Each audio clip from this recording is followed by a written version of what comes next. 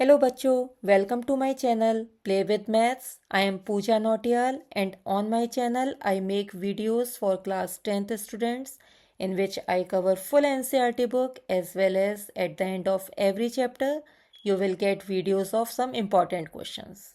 For that, subscribe, like and hit that bell icon so that you can get notified whenever I post a new video. Hello bachcho, welcome back to my channel.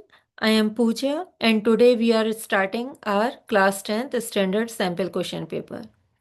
So in this question paper we have already completed 6 questions and now we are starting with question number 7. Okay. So in this question we are given the figure of the Olympic rings mark and made by taking 5 congruent circles of radius 1 centimeter each, intersecting in such a way that the chord formed by joining the point of intersection of two circles is also of length 1 centimeter. ठीक है, जो cord है, cord की length भी 1 centimetre है और जो radius है वो भी 1 सेंटीमीटर है. Total area of all the dotted regions हमें फाइंड करना है. ठीक है, और हमें करेक्ट ऑप्शन पे टिक करना है. तो देखिए, सबसे पहले हम एक सर्किल बनाते हैं. ये कॉर्ड है, दैट इज 1 सेंटीमीटर और जो रेडियस है वो भी 1 सेंटीमीटर का है. इट मीन्स ये ट्राइंगल कैसा हो गया? इक्विलेटरल ट्राइंगल हो गया. ठीक है, अगर हम एक ट्राइंगल, एक सर्किल को देखें, एक सर्किल ये वाला अगर हम देखते हैं तो हम इस पार्ट का एरिया निकाल रहे हैं, मीन्स इस पार्ट का एरिया. अब ये पार्ट है क्या? ये सेगमेंट है एरिया का, सर्किल का. तो हम क्या करेंगे इस सेगमेंट को निकालने के लिए?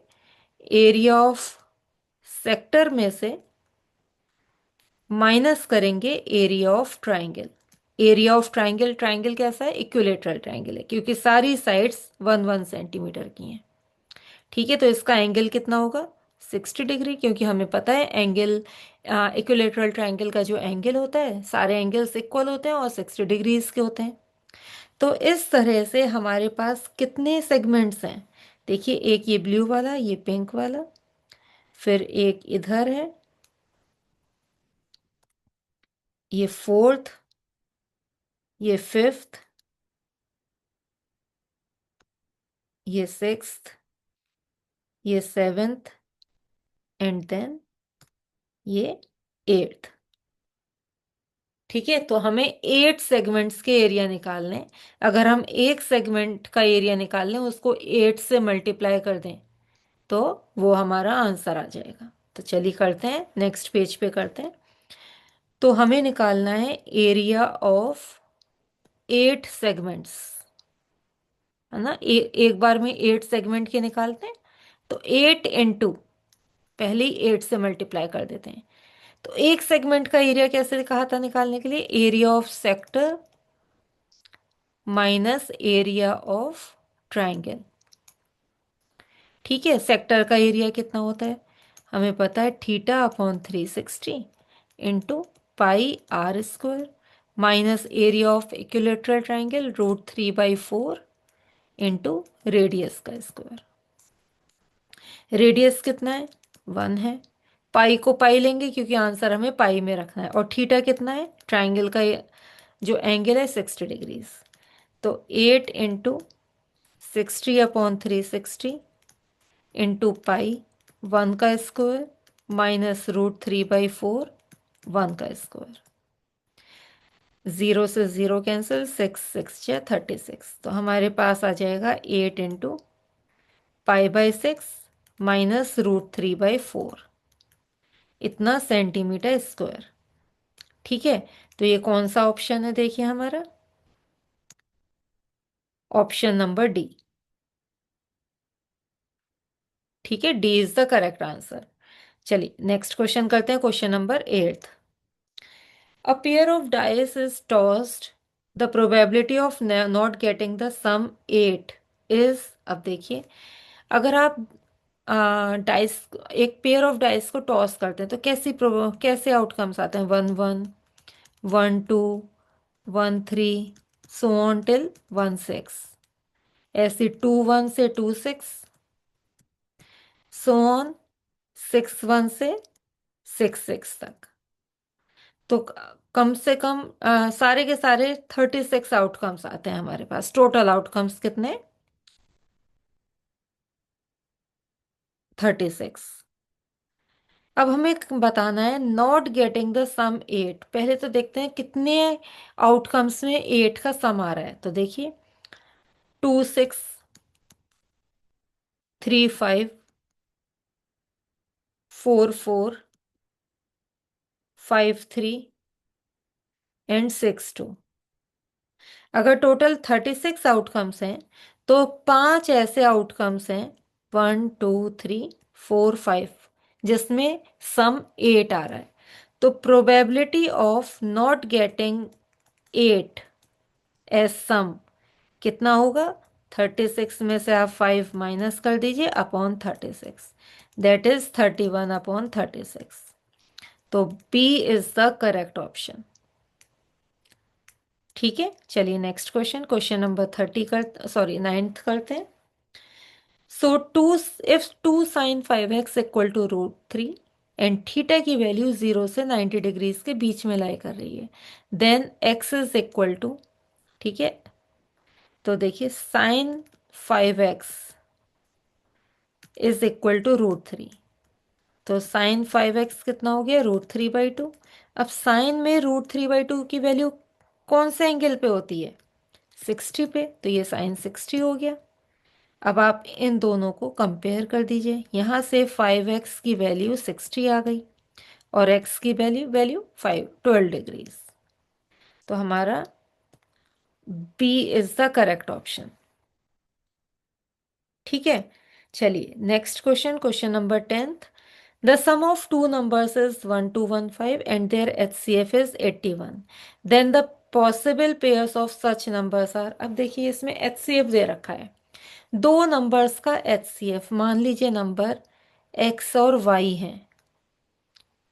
ठीक है, ये लोएस्ट फॉर्म है। HCF अगर 81 है तो ये दोनों नंबर्स 81 का मल्टीप्लाई होंगे। ठीक है, जब भी HCF आता है और दो नंबर्स के लिए आपको HCF दे रखा है, तो आपको दो नंबर्स अगर नहीं पता है तो आप क्या करेंगे? दोनों नंबर्स को 81 से मल्टीप्लाई कर देंगे। ओके, अब आपको देखिए इसमें क्या कहा है, the sum of two numbers is 1215। तो आपको यहाँ पे 81x plus 81y equal to 1215 दे रखा है। तो 81 अगर आप कॉमन ले लेंगे तो 1215 अपॉन 81। तो यहाँ से जब आप इसको ऊपर नीचे कट करेंगे तो इसकी वैल्यू आ जाएगी हमारे पास 15। अब हमें ऐसे पेयर्स बताने हैं जिनका सम 15 हो। ठीक है, अब देखिए 1 और 14, इनका सम 15 होता है। 2 और 13, 3 और 12, ये नहीं हो सकते। देखिए यहाँ पे आपको ये चीज़ याद रखना होगा, जो HCF है वो तो 81 है, उसके बाद ये जो नंबर्स हैं ये को प्राइम नंबर्स होते हैं।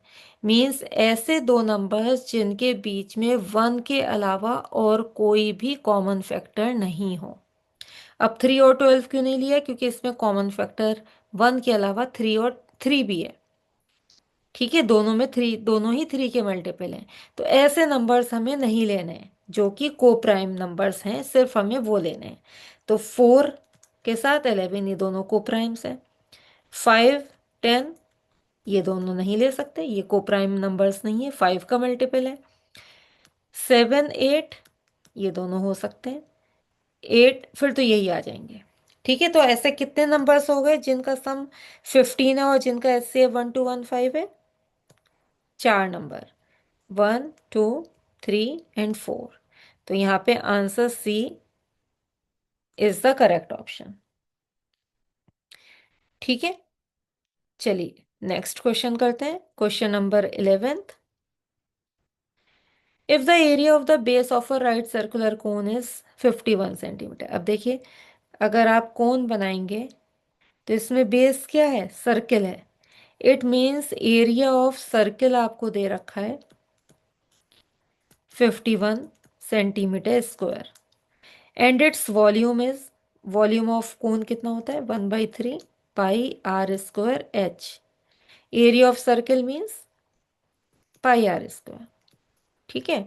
इक्वल टू आपको 85 सेंटीमीटर स्क्वायर दे रखा है। इसका वॉल्यूम, सॉरी क्यूब होना चाहिए, ठीक है, ये क्यूब है।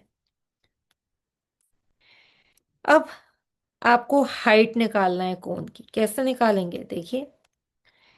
पाई आर स्क्वायर की वैल्यू 51 दे रखी है, यहाँ पे पाई आर स्क्वायर की जगह 51 रख दीजिए। तो 1/3 into 51 into H equal to 85। 3 से जब आप कट करेंगे इसको तो 3 1 जा और 17 जा, तो एच की वैल्यू आ गई 5 सेंटीमीटर, क्योंकि 17 5 जा 85 होता है, ठीक है। तो हमारे पास हाइट आ चुकी है। चलिए नेक्स्ट क्वेश्चन करते हैं। If zeros of the quadratic polynomial this are equal, अब देखिए जीरोस अगर इक्वल होते हैं क्वाड्रेटिक पॉलिनोमियल के, तो हमारे पास क्या कंडीशन होती है, that is B square minus 4ac is equal to 0,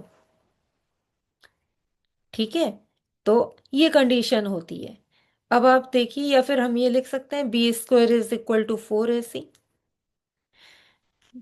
B तो हर केस में पॉजिटिव ही आएगा इसका आंसर। बी पॉजिटिव भी हो सकता है नेगेटिव, लेकिन इसका आंसर क्या आएगा, हमेशा पॉजिटिव। अगर लेफ्ट हैंड साइड पॉजिटिव है तो राइट हैंड साइड भी कैसी होनी चाहिए, पॉजिटिव। अगर ए का साइन नेगेटिव है तो सी का साइन कैसा होना चाहिए, नेगेटिव। तभी तो अगर जब आप इन दोनों को मल्टीप्लाई करेंगे तो आंसर पॉजिटिव आएगा। या फिर ए का साइन अगर पॉजिटिव है तो सी का साइन कैसा होना चाहिए, पॉजिटिव, ठीक है। तो it means A and C must have same sign, ये तो नहीं होगा, डिफरेंट साइन नहीं होंगे। C and B must have same sign, नहीं, ये भी नहीं हो सकता, क्योंकि बी के ऊपर डिपेंड नहीं है, बी की कोई भी वैल्यू हो सकती है, नेगेटिव भी और पॉजिटिव भी। लेकिन एज अ होल क्योंकि बी का स्क्वायर है तो उसका आंसर हमेशा पॉजिटिव आएगा। तो डिपेंड कर रहा है ये सिर्फ ए और सी पे, ठीक है। चलिए फिर बाकी के क्वेश्चंस हम लोग नेक्स्ट वीडियो में करेंगे। Okay, so if this helped you understand better, don't forget to like, share and subscribe my channel for more sample paper questions, concept revisions and quiz challenges. And also drop a comment below telling me which topic you want next, and I will see you in my next video. Until then, keep learning, keep practicing. Thank you.